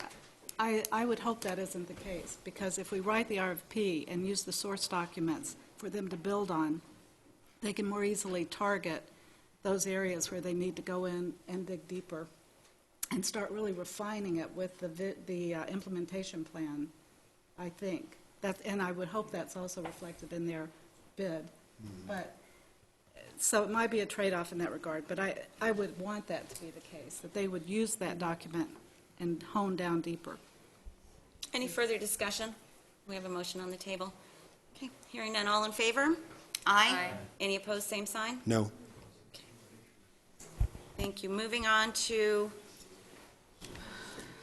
item C, public hearing and consideration of ordinance number 1827 to approve the rezoning of a .30 acre parcel located on the east side of North Fairfax Street between Burke Avenue and Sunrise Avenue. This is a request from Unisource Energy Services to rezone property on the east side of North Fairbanks and Beck Avenue. I feel like I'm reading the same thing twice. and Sunrise Avenue from R2 residential multifamily low density to RR rural residential to allow for the use of property for the construction, operation, and maintenance of a 69 kilovolt utility substation. Planning and Zoning Commission held a public hearing and reviewed the goals and objectives of the Kingman General Plan 2030, the standard for review, and the applicant's request. There were no objections from nearby property owners during the public testimony. The Planning and Zoning Commission voted 6-0 to recommend approval of the rezoning request. Staff recommends approval. Good evening. Good evening, Mayor Gates, members of the council. This is rezoning case RZ 17001. It's a rezoning from R2 to RR. The applicant is Unisource Energy Services, and it involves approximately 1/3 of an acre on the east side of North Fairfax Street between Burke Avenue and Sunrise Avenue. The projected land use under the general plan is intermediate density residential, 9 to 16 units per acre, and the request is to allow the property to be used for a new utility substation. This is the property in question. It's that triangular piece there. Property immediately to the north was already zoned to RR about 2 years ago. Review of the site showing the portion that's zoned RR already. Interstate 40 is to the south. The portion that's being considered for rezoning tonight was part of an abandoned portion of Simon Avenue that was approved by the council back on August 2nd of last year. Also, there was a land swap that was involved between a small piece of property that the city owned and a piece of property that the city needed for right-of-way that was next to the existing Unisource substation, which will be decommissioned. So that took place. That's why it's necessary to do the rezoning. There's also an interim text amendment involving fencing around the utility station, and that was approved by the council on November 1st. So again, this is the site in question, diagram kind of showing the site. Site was posted January 28th. Ad ran in the Kingman Daily Miner. We did notify all property owners within 300 feet. We received no public comment, and there have been no objection from any reviewing departments or agencies. So if approved, this rezoning will allow the remainder of the property to be used for the utility substation. The commission did vote in favor of approving it. And just as an aside, the permit for the grading, walls, street improvements, and landscaping is now ready to be issued by the city to Unisource. And with that, I'll answer any questions you have. Thank you. Any questions of staff? Okay, thank you. This is a public hearing. Does anyone in the audience wish to address the council on this item? Okay, thank you. This was approved unanimously by the Planning and Zoning Commission. Having said that, I'll entertain a motion to approve. So moved. Second. Any discussion? Seeing none, all in favor? Aye. Aye. Any opposed? Thank you. Item D, Andy Devine Surface Mill. The top 1 to 2 inches of asphalt on Andy Devine is failing. This problem is apparent from Beale Street to Michael Street, with the worst section on El Travator Hill. McCormick Construction has provided a quote to mill the top surface of Andy Devine utilizing the city's job order contract. This will include milling the existing asphalt and striping Andy Devine from 8th Street to Hall Street. The asphalt will not be replaced until ADA improvements on Andy Devine have been completed. Staff recommends approval. Good evening. Good evening, Mayor Gates, Vice Mayor Miles, and members of the council. This is exactly what it sounds like. You guys approved for us to redirect some CDBG funds to make required ADA improvements onto Andy Devine. Unfortunately, this road is deteriorating faster than I can keep up with it, along with the rest of the Kingman roads that are falling apart on us. So we looked at a couple of options. One was to try and patch, which we've done in the past, but as soon as it rains, we have additional portions of the roadway peeling off. The second is to come in and mill off 1.5 inches to 2 inches of the roadway, and then we'll restripe that and leave that until a date where we're funded and we have completed the ADA improvements in this section. And then at that point, finish the mill and fill with new asphalt. So this, right now, tentatively, assuming we're approved tonight, would occur by the 27th of this month. And, we'll do the restriping, and then contingent upon funding sources next year, we'll come back and repave that once the ADA improvements have been completed. I have a question. Someone asked me, will this create a really rough driving surface? No, so we'll use a double tool drum. It's more of a profile drum. It will have a rougher appearance than finished rolled asphalt, but it's geared more towards something that's going to be left as a final product. Thank you. Other questions of staff? It's my understanding that doing this would cost less money than patching the potholes individually, correct? Correct.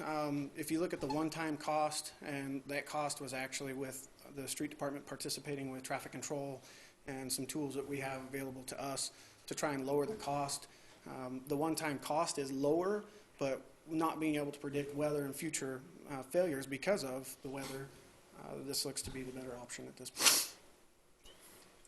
Thank you. Other questions? Do you have any idea of kind of timeline until how long it would stay that way until it was paved?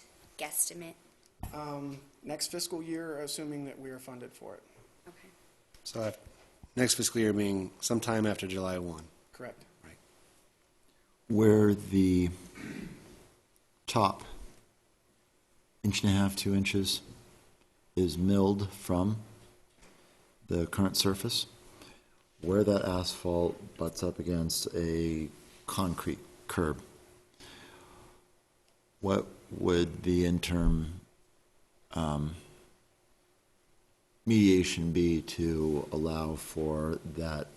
Would you pack asphalt in there to create a slope?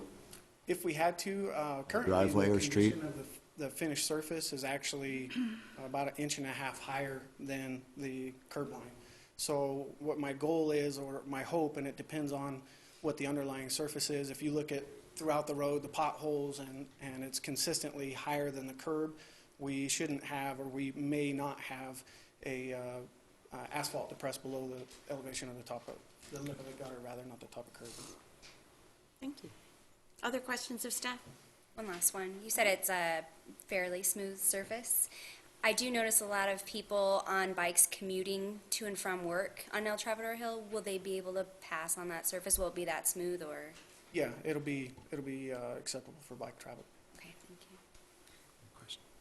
you. A question about the ADA improvements. It says this will not completed or replaced until the ADA improvements are made. Are those funds allocated from the CDBG?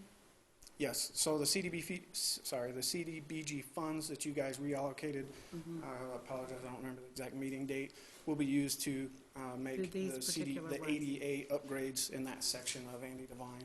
Okay, great. Sounds like a good solution. Thank you very much. Thank you. No other questions? Entertain a motion to approve. So moved. Second. Any discussion? Hearing none, all in favor? Aye. Thank you very much. Thank you, and have a good Appreciate all evening. your hard work out there. Item 7, reports. Update from council and/or staff regarding water issues in... Matt? Did I miss something? 6E amendment. You might need to refresh your,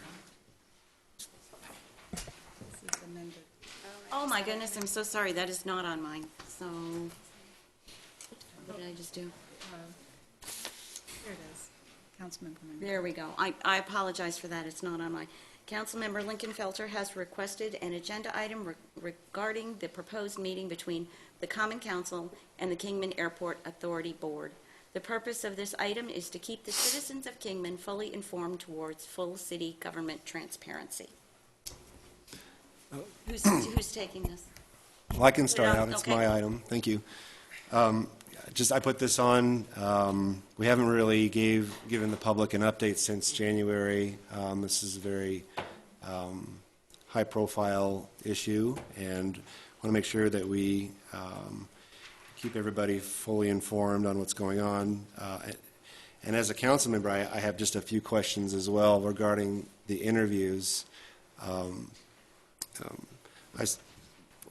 I remember when we had voted on this as a council that we had said that it was going to be interviews for all of us as city council members, and then it would be the KAA executive board.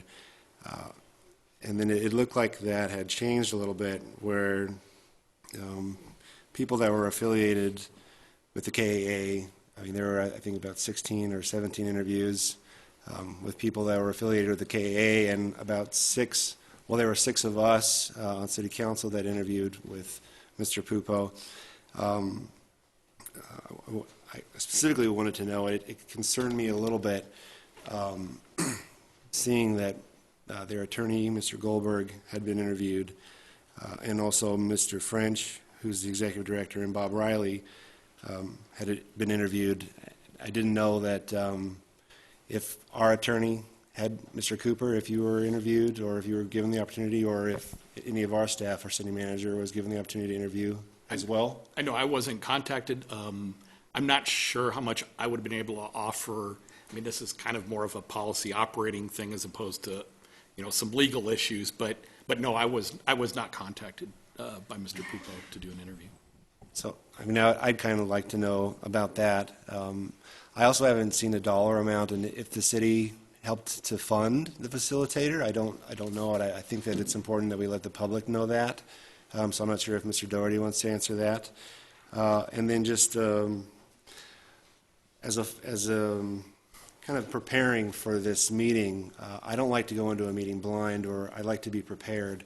And so if it's possible to get some sort of summary of the interview materials, omit all the names, I don't care who said what, but I want to know what the issues are. I want to know what everybody brought up. I want to have time to research it. I want to have time to call other airports in the state to ask them questions. I want to go into this meeting, this facilitation, fully prepared.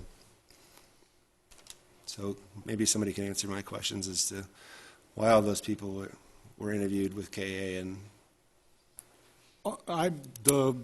I had limited contact with Mr. Pupo. I talked to him briefly before he interviewed anybody and afterwards.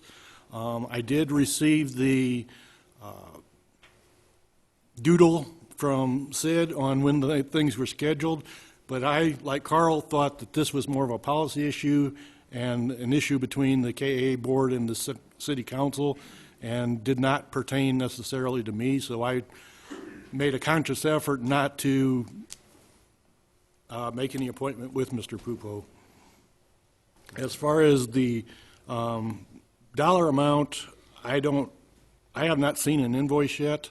I believe there was an agreement that we would split the cost with the KA board, and I have not seen Mr. Pupo's notes either. do we have any idea as to, like, a ballpark amount, what that's going to be, or is it going to be after his services are completed and he'll send a bill? Do you know? I believe that there was a flat fee and then travel expenses. And since I don't know what those are, and I was not in negotiations with him for his fee, so I can't answer that. And when you say that we would split fund it, is it 50-50? Yes. Okay. Could somebody answer why their attorney and staff were interviewed? I don't understand. It seems like it's divergent from what we had agreed on. I don't get it. I can't answer that. I don't have an answer for that. I didn't see the schedule until after the interviews were completed. Going briefly back to Mr. Pupo's scope of work, I was kind of under the impression at the time when the facilitator was mentioned and he was going to conduct the interviews that when we actually have this workshop with the board that he would sit down with and basically facilitate between the two bodies at that time. So I think he's conducting concluding his scope of work with that common meeting between this council and the board of directors. And I'm meeting with him and the the board chair tomorrow to figure out a calendar date, which will get out to you tomorrow, ideally, Sydney, as soon as I learn of where that's at. And it's my understanding that the agenda is going to reflect all of the comments that were received during his interviews. And speaking with Bill, it was my understanding that if the council specifically would like somebody else to be interviewed, he said he would be amenable to doing, telephonic interviews for anyone we would request to have the opportunity to speak with him if they so chose. Thank you. Any other? Well, I can only speak personally, but I know that in January, I didn't vote for their legal counsel to interview or to be involved, or Dave French or Bob Riley, their administrative staff. So at the very least, I'd like, if we're truly going to go into this thing with good faith, it makes me a little hesitant to know that their legal counsel was interviewed as a part of this process. When it was supposed to be the city council and the KAA board meeting to try to resolve all of these issues. It concerns me. I don't know if you don't think that you would add any value, if there's merit in having you interview. If the council wants that, I'm more than welcome to participate. Like I say, I was never contacted to do an interview, so I didn't have that option to decline it or anything. So, but if council wants it, I'm more than willing to participate. I'm just not knowing what the questions were and looking at, my background's going to be the legal issue. I don't know how many legal things I can discuss with him, but I can always give him no answer if the question's inappropriate. So that's complete. If the council wants me to do it, I have no problem with trying to arrange a contact with him. So. This body, sorry if I'm... No, I was done. If this body retained him more than did the KAA, did it not? Correct. We are more than the client, then are they? No. I mean, I would it's a kind of like joint- to know, I would kind of like to be... Joint agreement, he is impartial, he's coming as an outsider that doesn't have an interest. What he brings to the table is 30-plus years of municipal experience as a city manager, a facilitator, and has had some aviation experience and familiarity. So this was someone that we could bring in. I mean, I don't believe John wanted to facilitate a meeting. No, see that. So this was a way of getting someone to come in and just get the information and get us together in a room where we can have constructive dialogue moving forward and try and create this action plan of making improvements. I would kind of like to be privy to his notes, to what I think was told to him. I think it'll be reflected in the agenda, but again, we are meeting with him tomorrow. I will certainly make him aware that that is a request. And I will also let him know that the city attorney is amenable to a conference. Okay? Certainly content, and I mean, even an aggregated,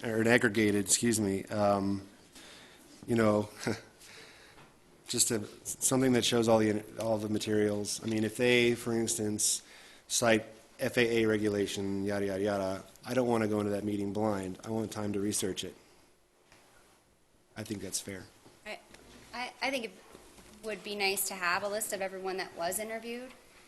In hindsight, I wish council would have had more say in who else was included.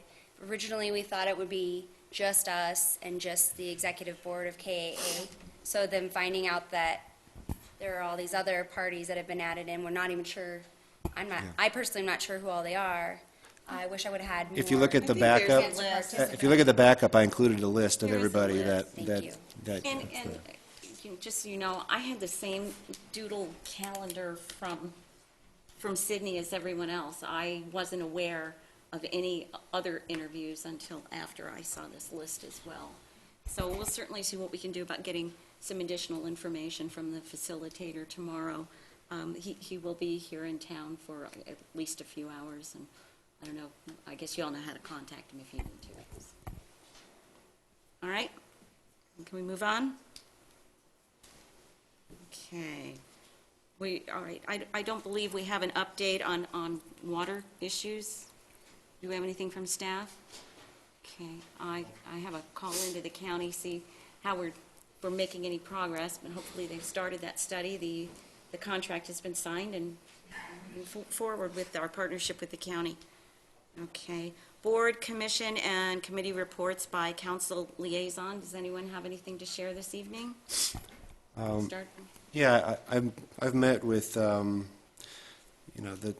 Transit Advisory Commission. I've also mentioned the willingness of the Transit Advisory Commission to, I think we're going to be on the next CAMA agenda for March, to discuss the possibility or the concept of bringing public transportation out to the industrial park.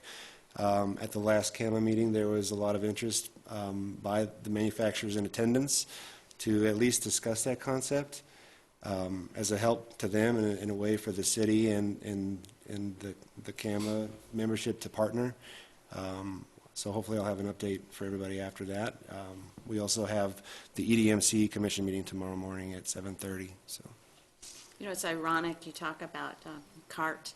That was originally the biggest selling point of having the bus service, and the original route was to the airport. And unfortunately, because of those scheduling issues, was the first route that was eliminated. I'm glad to see you're bringing that discussion back. Did you have anything this evening? Okay. Anyone else on council? Yeah, I just wanted to briefly go over, last week, staff and Mayor Gates and myself, we met with Lonnie Lott from the Arizona Downtown Alliance, Eric Vondy from the State Historic Preservation Office, and Jim McPherson, the president of the Arizona Preservation Foundation. They have been to Kingman before to look at our historic downtown. They've been wanting to get involved for a number of years to help us with our downtown revitalization efforts. And they came back to give another presentation, and what we have planned is to use the Main Street approach, and the first step would be to have a town hall, which I mentioned earlier will be at the end of April. We have a lot of people to coordinate here with. The people I mentioned are the ones that are going to facilitate that. That is going to be covered by grant money from the state, so no cost to the city. But as soon as they can all get their calendars set, then we will get that out to the public. We would like to have as many people from the city of Kingman, not just downtown business owners or property owners. We want to have everybody come together to really help us build a vision for what we want to see going forward, including the arch, including sidewalks, streetscapes, all these kind of things. So it's something that I am really excited about.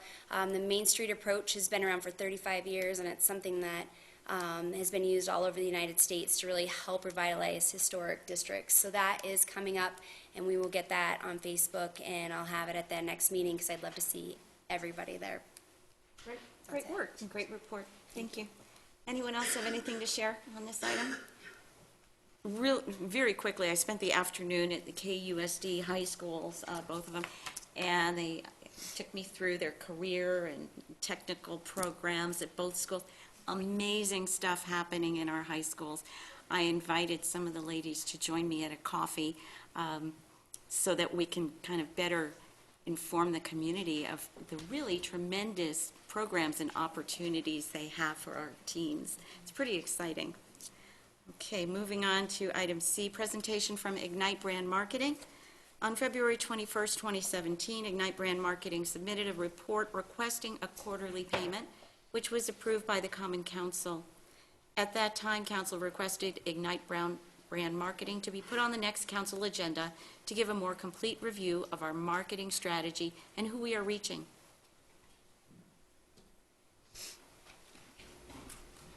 Good evening, Mayor and Council.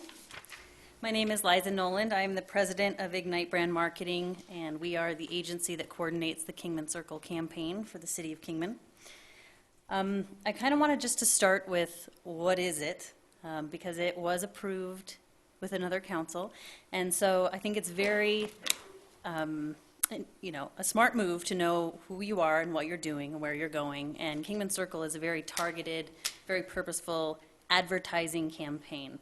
Our mission is to bring worldwide attention to and build awareness of Kingman's dining, nightlife, local services, and tourist attractions in an effort to increase revenue for local Kingman businesses and build a more attractive community for current and future residents. To sum that up, we are an international advertising campaign that focuses on tourism, specifically for Grand Canyon visitors, Route 66 visitors, and anybody considering relocation to our area. So, what makes us unique? Well, there are multiple groups in Kingman that work very hard to promote Kingman, some through economic development, some through workforce development, and some through event promotion.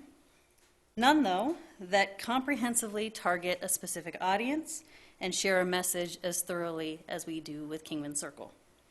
What is Kingman Circle? It's all of these things. It is a billboard, it is a website, it's a Facebook page, table tents and signage. It specifically is a digital advertising campaign targeting international markets, including Canada, the UK, Germany, Spain, and Australia. People that are intending to travel to Arizona, specifically to the Grand Canyon, and those with an interest or passion for Route 66. We also have an app, and we've just introduced an e-newsletter. So this is a huge, comprehensive marketing message about the Kingman community that goes through all of these different channels. Where are we at? We presented this to TDC when it started.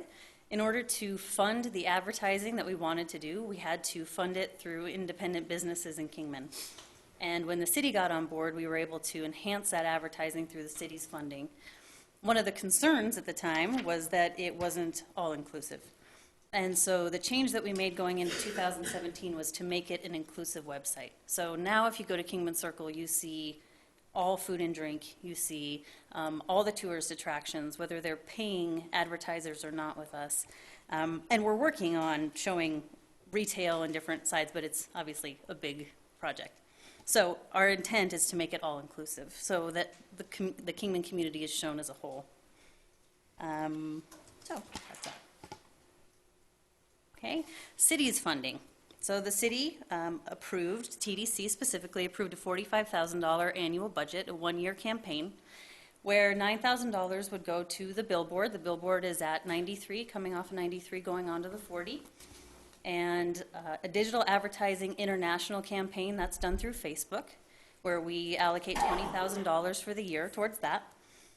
$6,000 for Google advertising, which is actually a keyword ad that is placed. And at the time, we had designated $10,000 to print, which at the last meeting you approved to move into digital so that we weren't duplicating efforts with the tourism department. So, with a goal of hitting an international market with a message about Kingman, how are we doing? Well, the campaign, as you can see, has hit a worldwide market. The United States, across the nation, I'll break this down in the next slide, obviously is our largest market. Spain, surprisingly, was our second. Odd, but drastically so. France, United Kingdom, Canada, Germany, Australia. You'll notice that those areas are the highest. Those are the ones that we place ads. The rest that you see on there are just through organic searches and through the sharing and liking of others that have kind of helped us spread the message. But overall, the Kingman community has been shown on a worldwide scale over the last 12 months. Nationwide, we also are hitting a nationwide audience. I know this is super small, so I can email this to you all as well. The key is, obviously, Arizona is our biggest state that's seeing the Kingman Circle message. California is our second. I will let you know that Kingman is the #1 city. LA is the #2 city that hits our website for traffic. And so we are getting a message out there to different cities.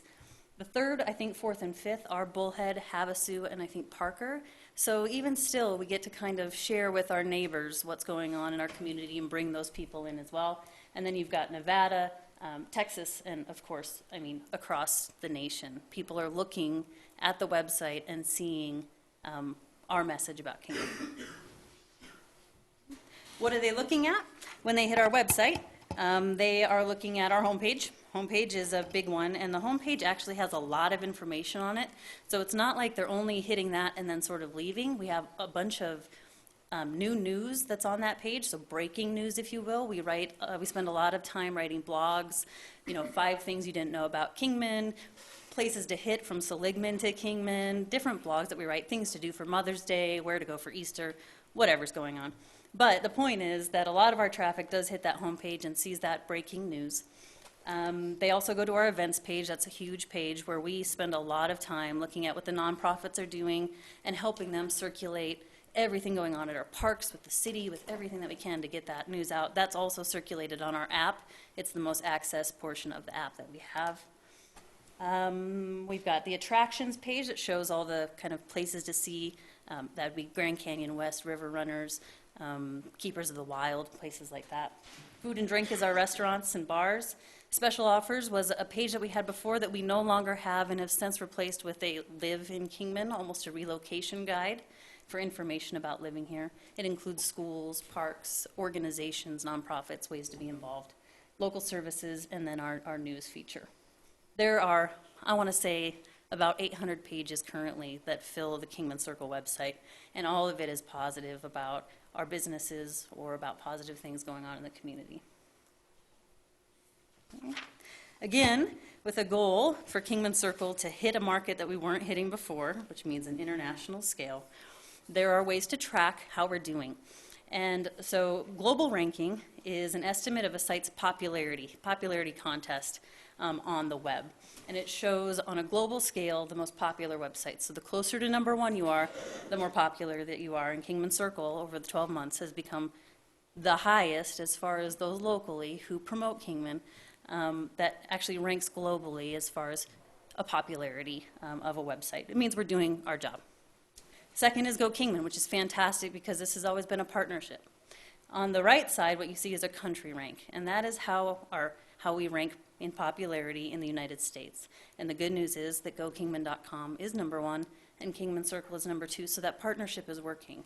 Kingman Circle has kind of filled the international gap, and Go Kingman is filling that U.S. gap, which is great. That's just the website traffic, just that piece. Then you have Facebook. So Facebook, we have 6,300 likes on Facebook currently, and the majority of that audience, if you will, is from the United States. We also have people that have liked the page from the UK, from Canada, Germany, again, across the world. The cities are broken down there as well. This is more of the local piece. You can see that a lot of Kingman followers follow this, but there's people from all over that follow us on Facebook and see our message through the things that we post and some of the things that we say. One of the things that we've never really been able to show before, and unfortunately still can't show effectively, is the interaction with the digital ads. So digital advertising is kind of a thankless job. It's not seen, you don't know, except I see it every day, and I have notifications that pop up constantly on my phone, about people that are looking at the ads that we've placed. We have 3 categories of advertising we place with the digital advertising dollars that you spend. The first is targeted on a worldwide scale of people that, based on online behaviors, are planning a trip to the Grand Canyon. And they see the ad that you see here. It says, "Are you planning a trip to the Grand Canyon?" And then it says, "Visit Kingman." And if they click on that, it takes them to the homepage where they see all of these things going on in a well-branded, good, positive news way. But on the right, what you see is just one snapshot of interaction, which is really just one snapshot of interaction. But a man who is in the UK saw this ad because we targeted him to do so and said, "I will be there this May." He's planning a trip to the Grand Canyon. He's going to be here in May. And we said, which Grand Canyon are you going to? West, north, or south? He said, "We're stopping in Kingman. We're going to Sedona, the Grand Canyon South Rim, and then on to Page." And he said, I think something like, "I really want a beer and a steak." And so we gave him 5 different options of places that he could go in Kingman for a beer and a steak.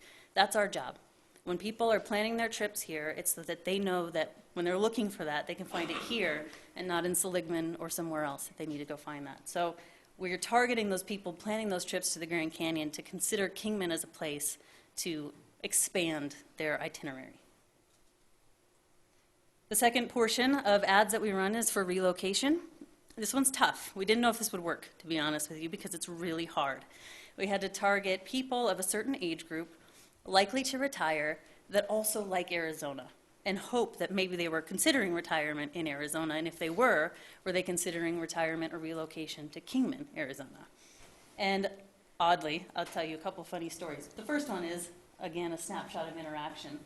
The positivity that surrounds these ads is visible to everybody who sees them. The minute they see them, they see the comments. So it's not just our message, or if they click to the website, it's what everybody else says as well. And in this one, the first guy said, "This is where I'm relocating to." So we got him. We did it. You know, that was a good sign. Loved my stay there. Had a great meal at the Dam Bar. I was there in 1983. What a year 33 years makes. Stayed there last winter. Love Kingman. Love the people. And all of that is advertising in and of itself. Now, with our change in government, this ad set has become a little more controversial.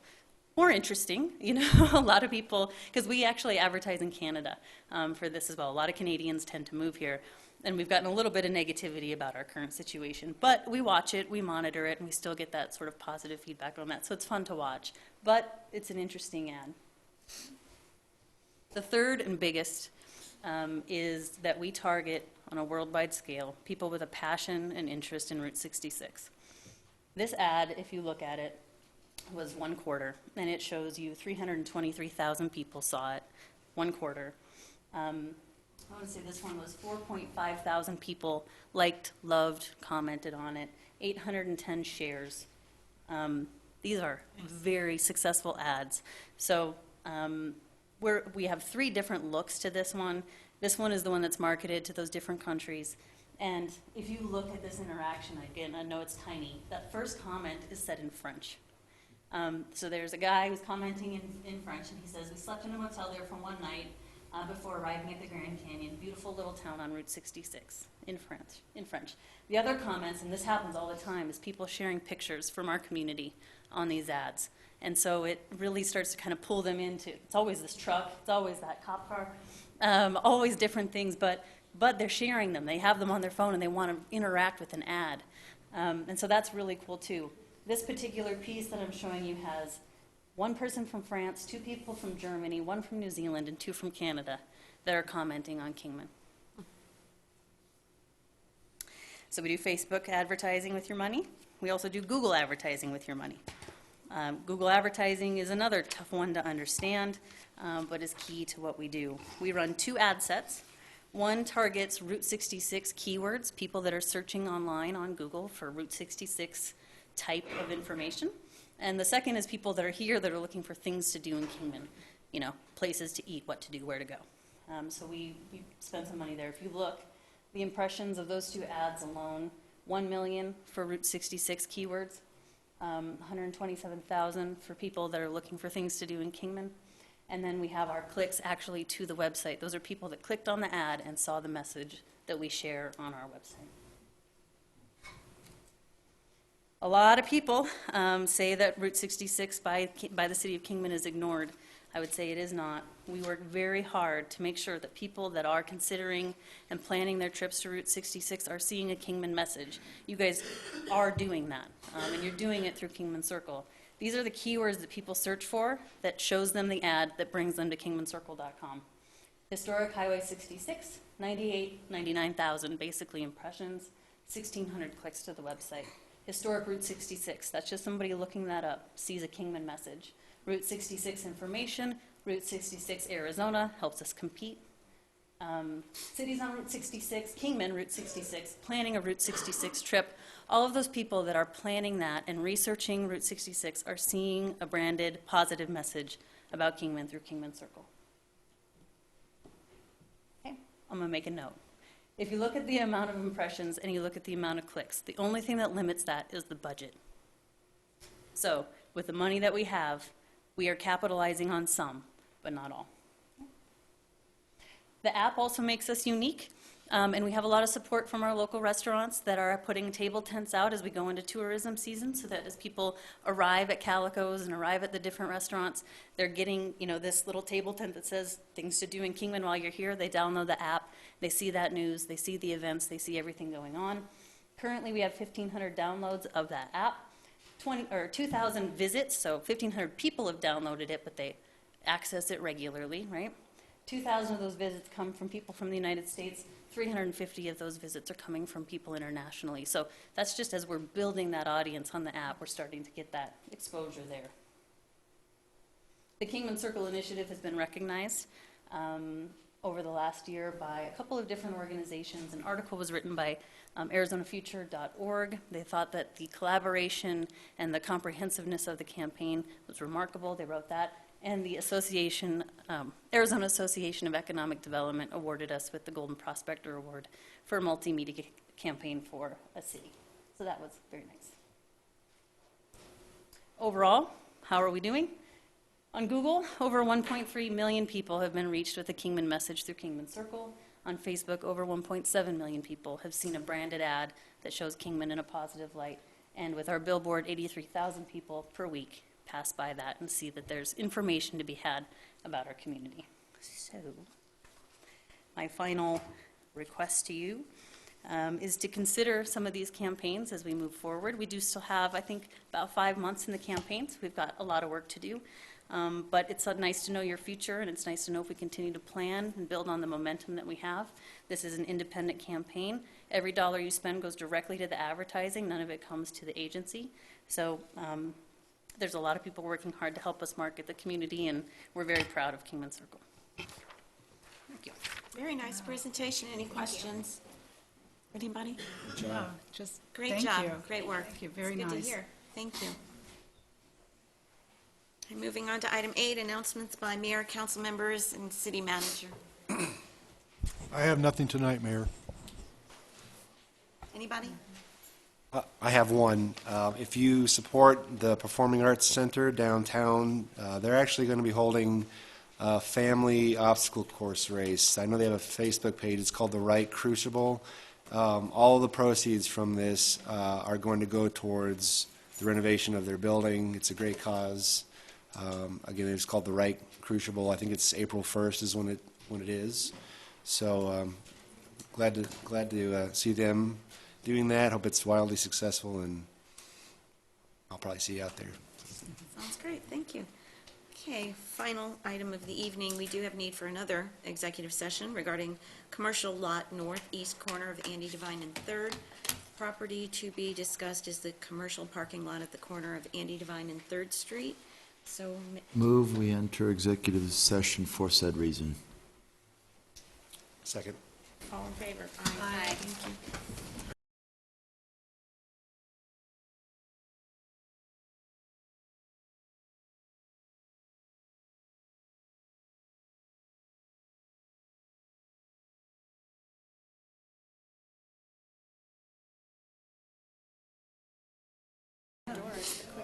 Way out. Oh, you're going to be Yeah, for the economic development meeting. Sorry, I know it's, I just hit you with the chair. D&Z at least is at 6 much more awake. Okay, let's go ahead and call the meeting back to order. Do we have some, Move to adjourn. no, we need to make a motion? I don't think so. We Do And we you need can- to- do Executive wanna- session do or you need announcement? direction, or what? You can just provide direction on whether or not you want to take any action on that item. Maybe- So your basically, you motion don't might want to be take, not taking action? that would be motion appropriate. would be to leave things as they stand. Also known as not taking Or, action. well, yes, okay, I No, guess you could easy. put it that, but Okay, do we have a second? I'll second that. Okay, any discussion? Hearing none, all in favor? Aye. None opposed, and now, Mr. move to adjourn. I'll second that. All in favor? Aye. Thank you to those